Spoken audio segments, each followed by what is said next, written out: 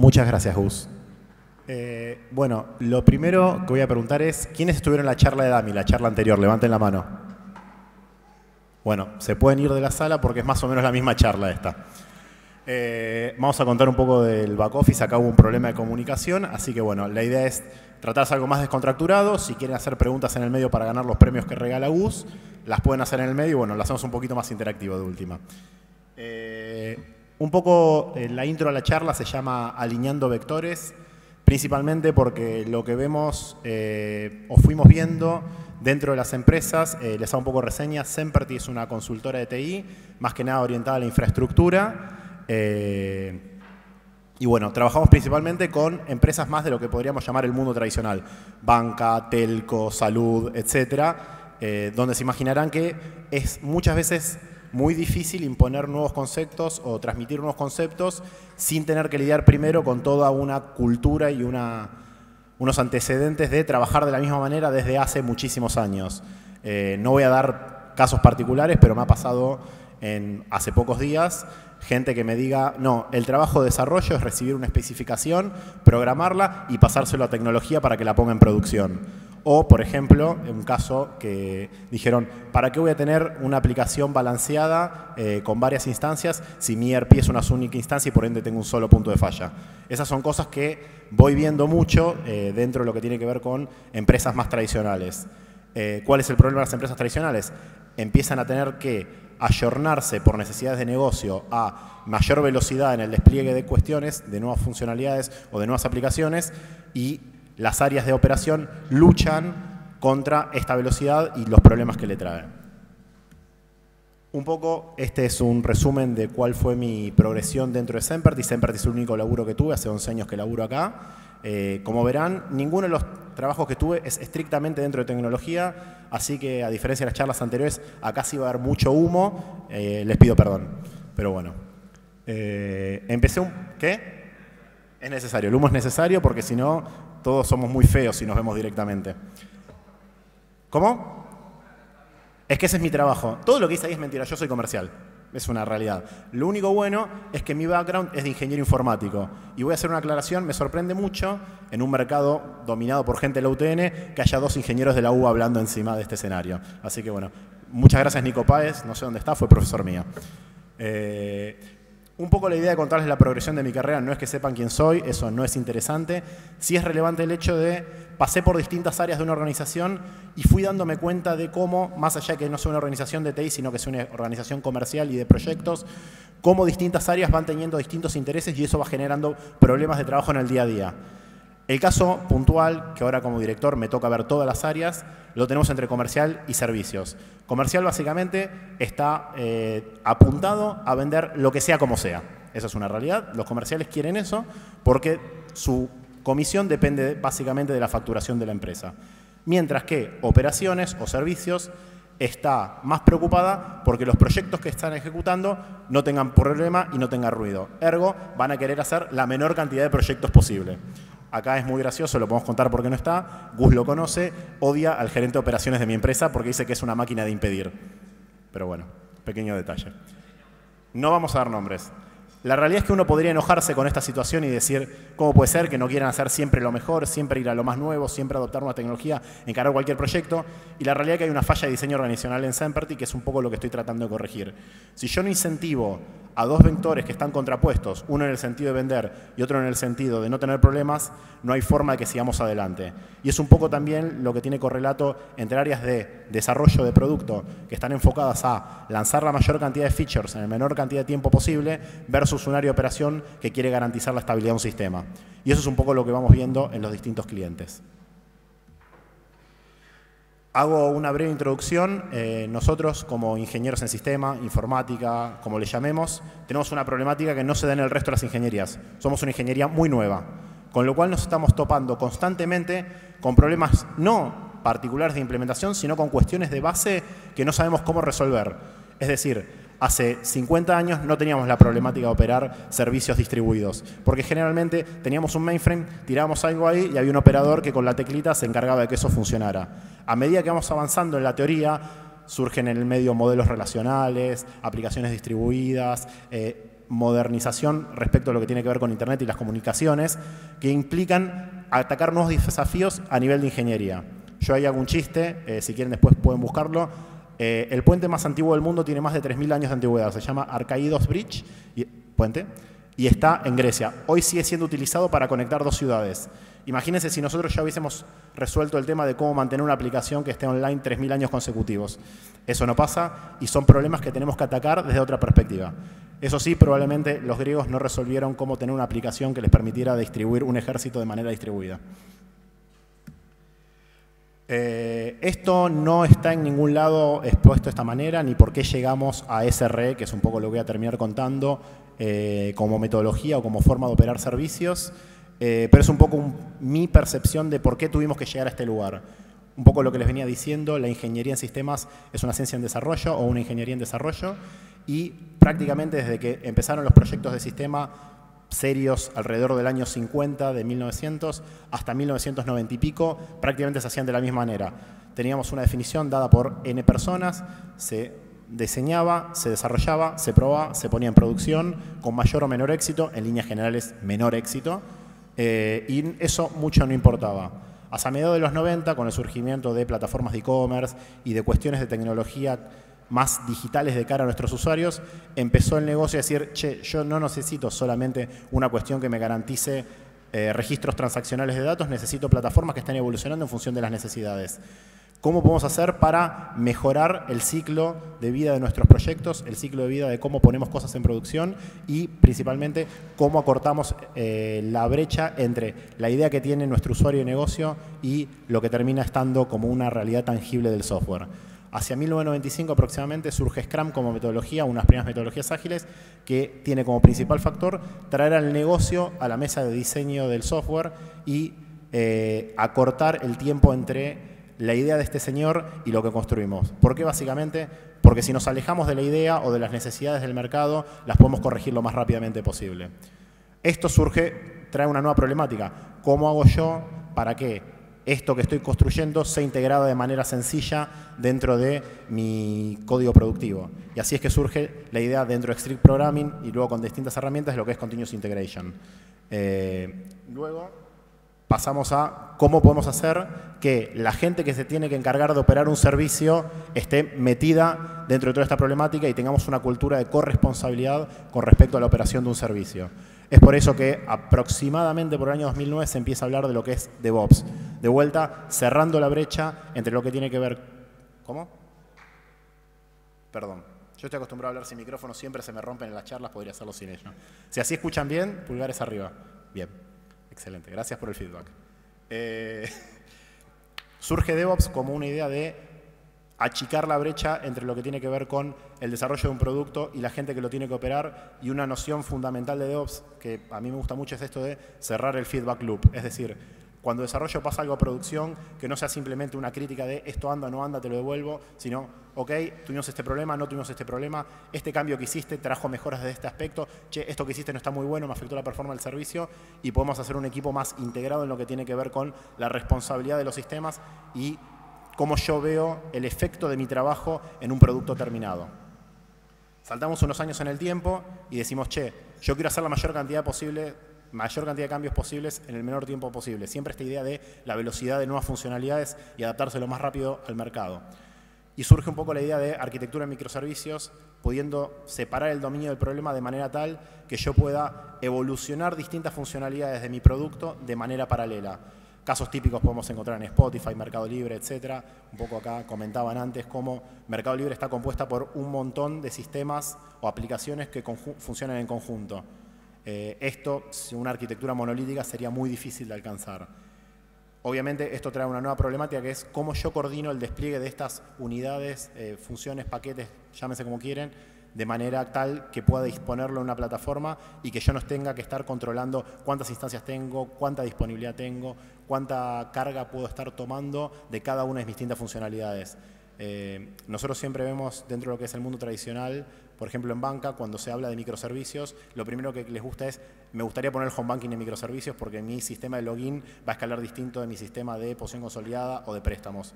Y estoy harto de tener que tener 5 wards gigantescos para darle servicio al online banking. Microservicios un poco trata esta idea con un beneficio adicional. Yo puedo empezar a tener equipos de desarrollo orientados a este dominio de problema y que se encajen solamente en eso y poder ir, en función de las necesidades que tenga, ir moviendo gente de un lado a otro. Yo estuve un tiempo laburando con la gente de Almundo para darles una mano con algunas cuestiones y ellos tenían muy segmentado en lo que eran los squad en función de unidades de negocio, le hace vuelos, paquetes, no me acuerdo exactamente ahora, hoteles, etcétera, etcétera. Y había mucha compenetración del equipo en cuánto está facturando, este nuevo cambio cómo impactó, y ante la necesidad de decir, che, necesitamos lanzar un nuevo producto, necesitamos mover gente de un lugar a otro, que eso pudiera ser factible. Por último, surge la necesidad de tener una plataforma para correr todas estas cuestiones. O sea, vamos de vuelta, queremos tener escalabilidad en cuestión de milisegundos en función de la demanda. Una máquina virtual con todo el tiempo de boot up de un sistema operativo no es una solución viable. Si bien los contenedores como concepto y tecnología existen, te diría desde mainframe o desde las shells de BSD, Docker tomando algunos proyectos, empaquetándolos y haciéndolo más usable por un desarrollador, surge el concepto de contenedores como la unidad de despliegue, te diría, de facto de las aplicaciones modernas, y Kubernetes como el orquestador o cluster manager de esta unidad de despliegue. Todo muy lindo, ya podemos sacar cosas rápido a producción, podemos separar nuestra aplicación en unidades pequeñas, podemos desplegar esas unidades pequeñas. ¿Cómo garantizamos que todo esto funcione correctamente y no estemos corriendo hasta las 5 de la mañana diciendo, che, se rompió la página de Google, ¿por qué? Upa, spoiler alert.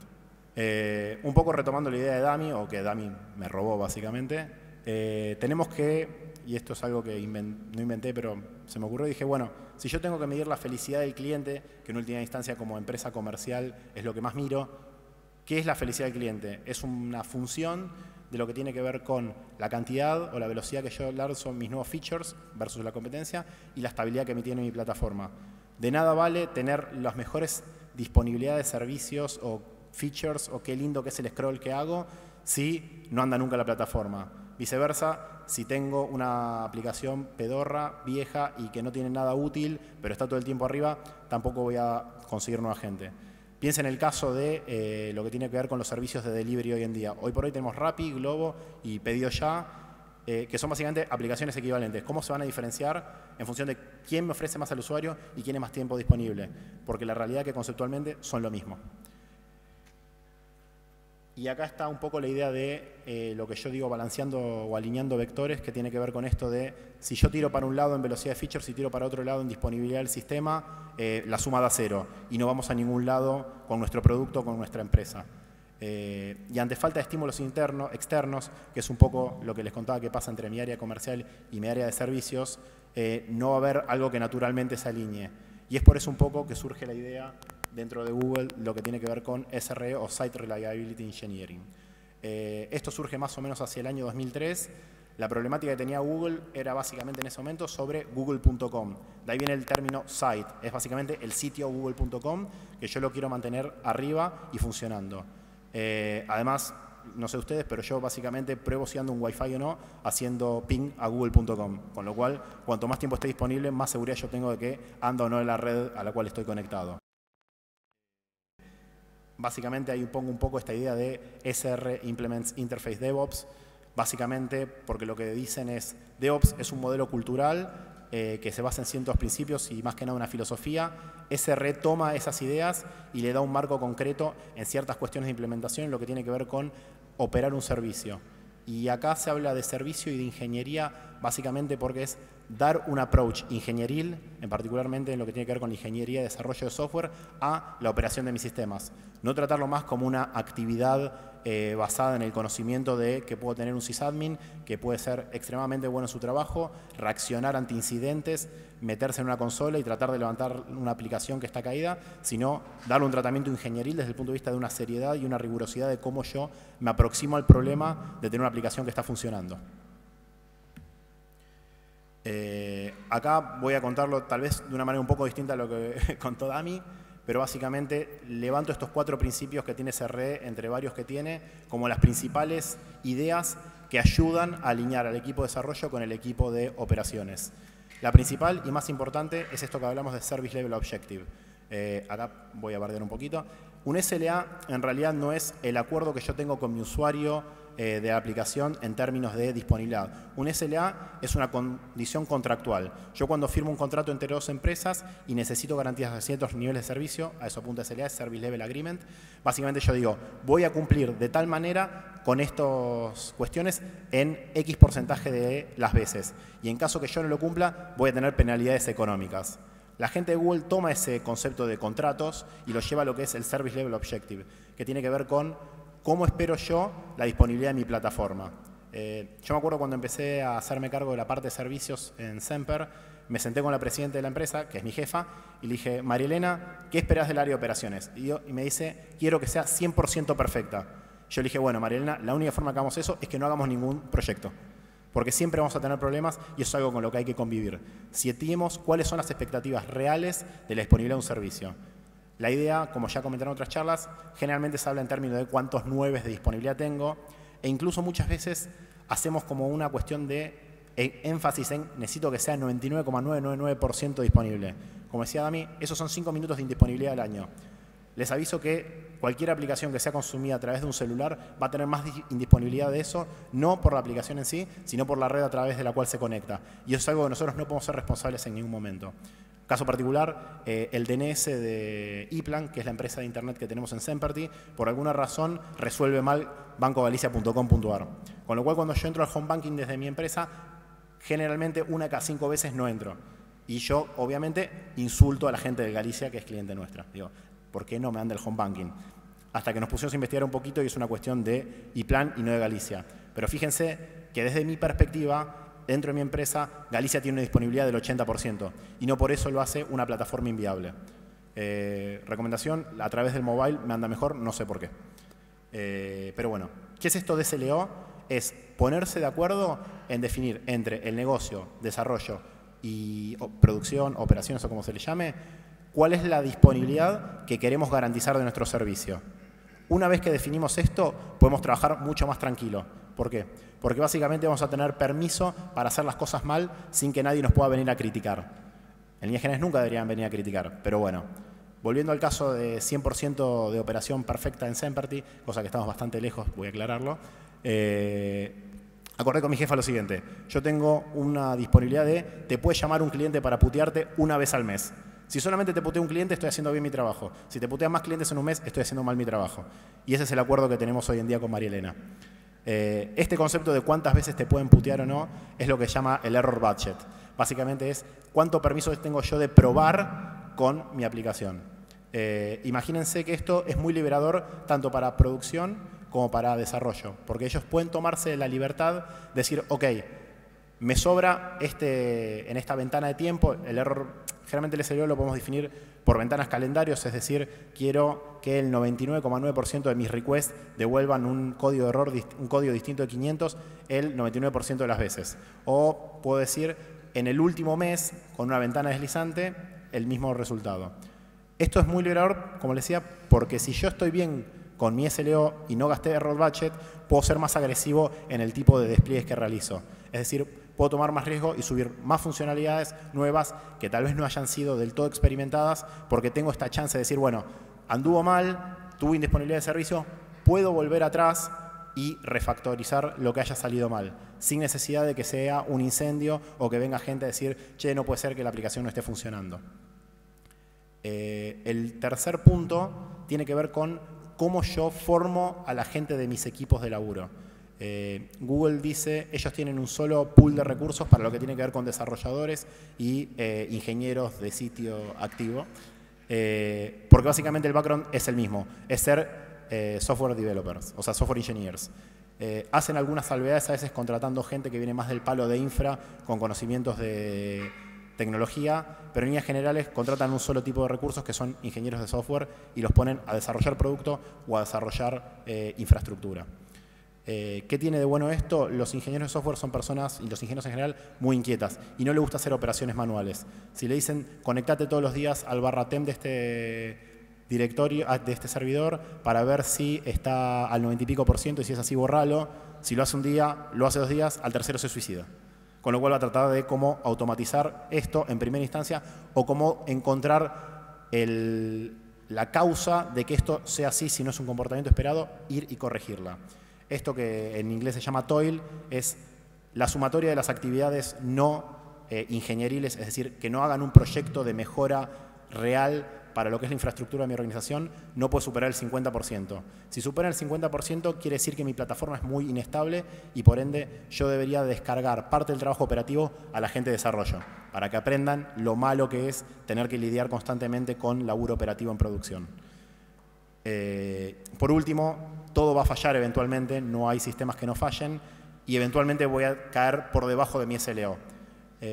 Google indica que cualquier actividad o cualquier incidente que haga que mi error budget se queme todo en un periodo determinado requieren hacer un postmortem. Y siempre que hablan de la palabra postmortem, no sé cuántos de acá harán postmortems en sus oficinas, habla de lo que es blameless postmortem, es decir, no podemos echar culpas. La falla es parte de la cultura, al igual que el riesgo. Con lo cual, cuando algo falla, no tenemos que encontrar el culpable, sino encontrar por qué de la falla y corregirlo. Esto juega también con lo que tiene que ver con la toma de decisiones cuando se está quemando demasiado error budget. Cuando se quema demasiado error budget, la gente de operaciones tiene la potestad de decir, se acabaron las salidas a producción de nuevos features. Vamos a enfocarnos solamente en issues asociados a lo que tiene que ver con fallas de salidas de otros postmortem, resolución de inestabilidad, mejoras en la automatización de la plataforma, etc. Y todo esto garantiza un ecosistema, diría, más justo en términos de qué potestad tiene cada uno sobre el sistema. Pero lo importante es que ambas partes son responsables del sistema. No hay boundaries entre quién tiene la culpa de algo o quién tiene la responsabilidad de algo. De vuelta, hice hincapié, Dami, con esto, hago hincapié yo de vuelta. Es notablemente más fácil empezar desde cero con una cultura agile, con microservicios, con la mejor tecnología en la nube, pero la realidad de la mayoría de las empresas argentinas es que vienen con un bagaje de años de trabajar de determinada manera que no siempre está ideal con esta cultura. Les repito, he escuchado muchas barbaridades desde el punto de vista de cómo trabajar. Pero la realidad es que a medida que van adoptando nuevas tecnologías, hoy por hoy, lo que es Kubernetes, por lo menos en alguna versión más corporativa como podría ser OpenShift, está siendo adoptada por muchas empresas. Y el problema que tienen estas empresas luego de las etapas iniciales, si quieren hacer algo productivo real, es que no saben cómo operarlo y no saben cómo manejarlo. Y acá es que tienen que empezar a mirar a, ya sea DevOps, SRE, pongan el nombre que quieran, cómo operar una plataforma que no tiene un único propósito como podría ser VMware, sino que tiene un montón de componentes que la conforman. De vuelta, de la misma manera que estamos haciendo aplicaciones distribuidas, las plataformas hoy en día están compuestas por aplicaciones distribuidas. Sin ir más lejos, OpenShift, que es la plataforma de Red Hat, está conformada por Docker, Kubernetes, etcd, Prometheus, etcétera, etcétera, etcétera. Y hoy, conocer integralmente cómo funciona tu plataforma te da una diferencia a la hora de cuán estable van a ser las aplicaciones que corran en ella. Esto está robado de una presentación de la gente de Atlassian, que se llama Si te encantó DevOps, espera a escuchar de SRE, la cual básicamente pusieron cuál fue su camino a la adopción de SRE. Y básicamente, y esto es un poco reiterativo de casi cualquier metodología, empecemos en chico, vamos a definir cuál es el scope de servicios que queremos manejar de esta manera, vamos a definir cuáles son las responsabilidades de cada persona, vamos a definir cuáles son los SLOs, de vuelta quiero hacer hincapié, el SLO me pareció la idea más fuerte de todo lo que tiene que ver como SRE, es como el principio que guía el resto de los principios. Una vez que tenemos más o menos definido, hay que empezar a construir. Construir implica conseguir talento, ya sea interno o externo, definir un poco cuál va a ser el onboarding de ese talento. Esta es una cultura que hay que aprender, son herramientas que hay que aprender y son cuestiones que hay que enseñar. Dentro de Google tienen algo que se llama The Wheel of Misfortune, que sería básicamente la rueda de la desfortuna, en la cual hacen como ciertos ejercicios mensuales en los cuales simulan un incidente para ver cómo responde la gente ante ese incidente y cuáles de las prácticas adoptaron o no de SRE. Si quieren, después les recomiendo que lean el libro. Hay dos libros básicos de SRE, uno es el teórico, otro es el práctico, que es el que es Workbook. Lean el práctico, no lean el teórico, se van a hacer un favor a sí mismos. Y por último es esta idea de nada de lo que se haga está escrito en piedra, todo el tiempo vamos a tener que revisitar cómo es que hacemos nuestra ingeniería, cómo definimos los niveles de servicio, cómo armamos nuestros equipos y lo que le puede servir a Atlassian, a Google, tal vez no les sirva a ustedes y tengan que adoptar algo distinto. Hay una charla de la gente de Spotify que dice no copies el modelo Spotify, copia Spotify. Ellos no es que desarrollaron la cultura de ingeniería Spotify, que me imagino que todos ya vieron los 2 videos, sino que empezaron por probar con Scrum, con LESS, con distintos frameworks, y una vez que entendieron qué es lo que querían para ellos, desarrollaron lo que hoy conocemos como cultura Spotify. Y esto es una norma que debería ser siempre. No se apeguen a los dogmas que pueden estar en un libro, prueben, mejoren y adopten. Por último, y esta es la parte donde tengo que pasar un chivo comercial, perdón, ¿qué estamos haciendo en Semperty? Nosotros somos partner de Red Hat y como a la gente de preventa le gusta mucho adoptar tecnología abierta, siempre están probando cosas. Entre ellas empezaron hace varios años a probar OpenShift y tuvimos algunas implementaciones de OpenShift. Como les comentaba, siempre que tenemos una implementación de OpenShift, empezamos primero con un MVP desde el punto de vista de lo que hacemos con desarrollo, no para probar cuestiones de desarrollo en sí, sino para probar cuestiones de cómo es la escalabilidad de la plataforma, cómo hago los pipelines de despliegue, cómo me aseguro de tener monitoreado lo que quiero tener monitoreado, cómo saco métricas de los sistemas, etc. Una vez que tenemos el MVP, siempre se escucha, y esto es real, la gente de operaciones dice, yo no me voy a hacer cargo de esto. ¿Cómo? Sí, yo no voy a hacer cargo de esto porque no lo probé, no lo tengo, no tengo gente que me diga cómo operarlo, no tengo capacitación, etc.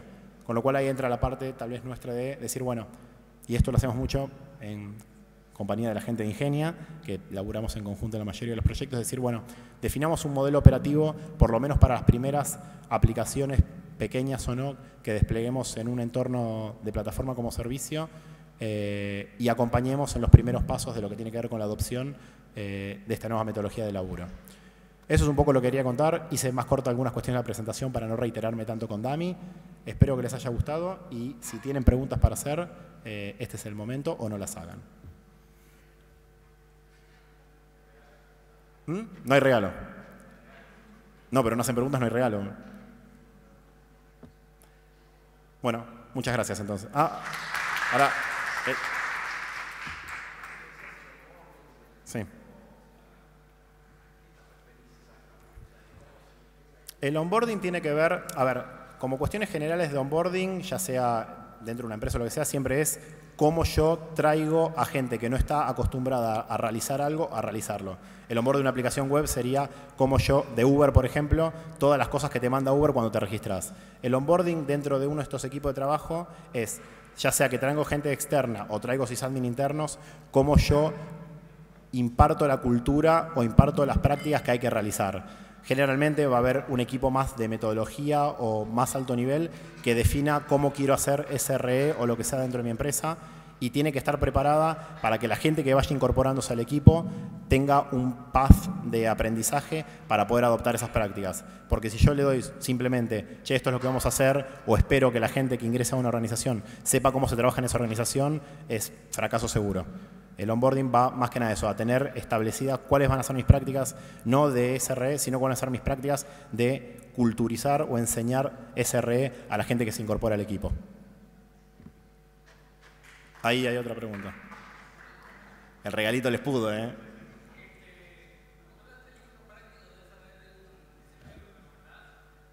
Mirá, libros es el único que leí y no quiero recomendar algo que no haya leído. ¿Qué? Este es el workbook, sí. Pará, lo hacemos fácil. Bueno. Este otro, aburrido y largo. ¿Cómo? No, los compré en O'Reilly, chicos, no se preocupen. ¿Cómo? Sí. Iba a contestarte una grosería. Sí.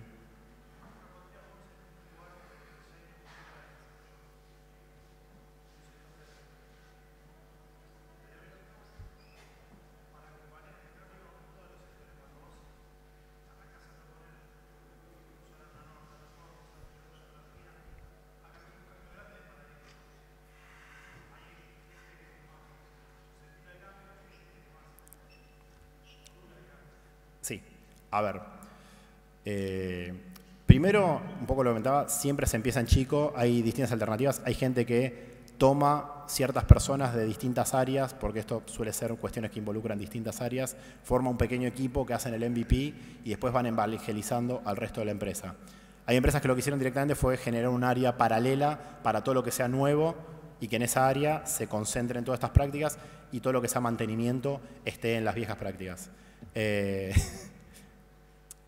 La realidad es que va a depender un poco de cada organización y de cuán adeptos al cambio estén. Una de las primeras cosas que dice la gente de Google es esto no se puede hacer si el management no está convencido, porque básicamente va a haber cuestiones que va a haber que imponer. Y la realidad es que siempre hay personas que son convertibles y hay personas que van a caer en la transición. Es duro, lo digo así, ellos saben que no soy muy políticamente correcto, pero muchas veces, porque un par de personas no estén bien predispuestas al cambio, vamos a tener que frenar todo. Obviamente, cuanto más estructurada sea una organización, más difícil va a ser esto, y hay lugares donde sinceramente, en tanto y en cuanto el management sea el que está hoy y no lo quiere cambiar, no se va a poder hacer y va a fracasar.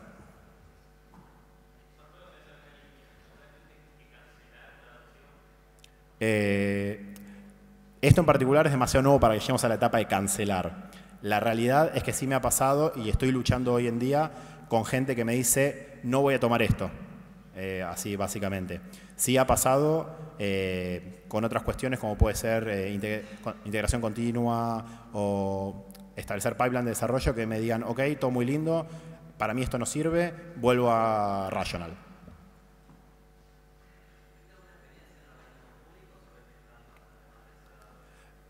No, la realidad es que por una cuestión más de negocio, nosotros trabajamos principalmente con organismos privados.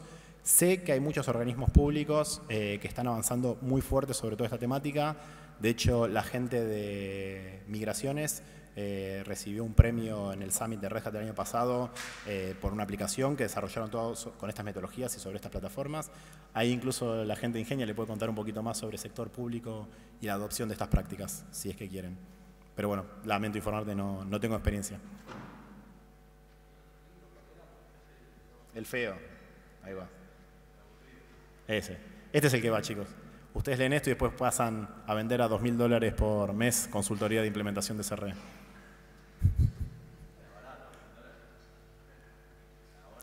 No, el mes, boludo. Hora, $2.000 la hora. Ingenia cobra caro, se ve. Pero bueno. ¿Alguna otra pregunta que quieran hacer? Ahí.